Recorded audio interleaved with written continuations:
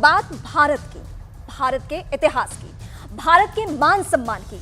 आज ये डिस्कशन इसलिए शुरू हुआ क्योंकि राष्ट्रपति द्रौपदी मुर्मू की तरफ से G20 के डिनर का जो न्योता मेहमानों को भेजा गया, उस पर प्रेसिडेंट ऑफ इंडिया के बजाय प्रेसिडेंट ऑफ भारत लिखा गया। बस इतनी सी बात थी। इसके बाद से इस मुद्दे पर सियासत शुरू हो गई। विपक्ष का आरोप यह है कि बीजेपी इंडिया गठबंधन से घबरा चुकी है और इसीलिए इस नाम के पीछे पड़ गई है।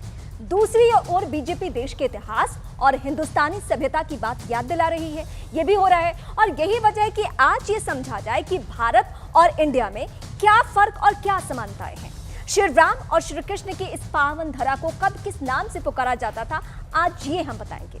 मान्यता तो यह भी है कि भगवान प्रभु श्री राम के वंशज महाराज भरत के नाम पर भारत नाम पड़ा। महाराज भरत के दौर में ही भारत का संपूर्ण विस्तार होने की मान्यताएं हैं। आपने अक्सर किसी भी हवन पूजन के दौरान पुरोहित को अक्सर ये कहते सुना होगा, जम्बूद्वीपे भरत खंडे आर्याव्रत देशांत करते।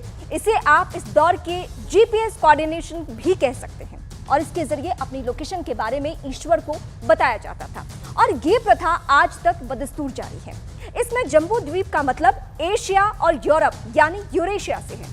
भारत खंडे यानी भारतवर्ष, जिसमें Afghanistan, Pakistan, Hindustan, Nepal, Bhutan, Myanmar, Sri Lanka, Maldives, Thailand, Malaysia, Indonesia, Cambodia, Vietnam और लाओस शामिल है।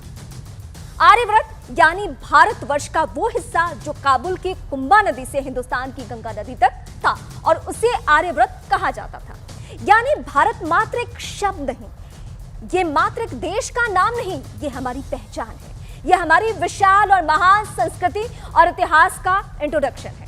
लेकिन अगर भारत हमारी पहचान है तो फिर इंडिया कहां से आया, इसका इतिहास भी समझ लीजिए। मध्यकाल में जब आक्रांता भारत में आए तो उन्होंने सिंधु घाटी की तरफ से भारत में प्रवेश किया।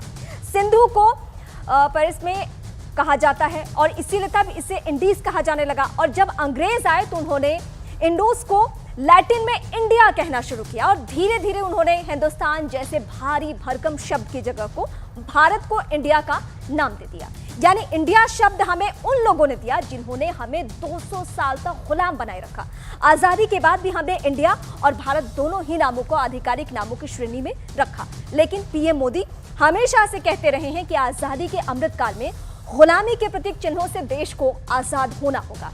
इसीलिए जब राष्ट्रपति के इन्विटेशन में इंडिया की जगह भारत लिखा गया तो बहस की शुरुआत हो गई कि क्या मोदी सरकार देश के नाम पर कुछ बहुत बड़ा फैसला करने जा रही है। आगे क्या होगा फिलहाल ये पूरी तरह से साफ नहीं है, लेकिन इंडिया वर्सेस भारत वाले विवाद से चर्चाएं गर्म हो गई है। क्या नए भारत की नई संसद में भारत के ऐतिहासिक नाम को पुरानी पहचान मिलने जा रही है? इस मुद्दे पर आपकी राय क्या है? #आर पार के साथ जरूर शेयर कीजिए।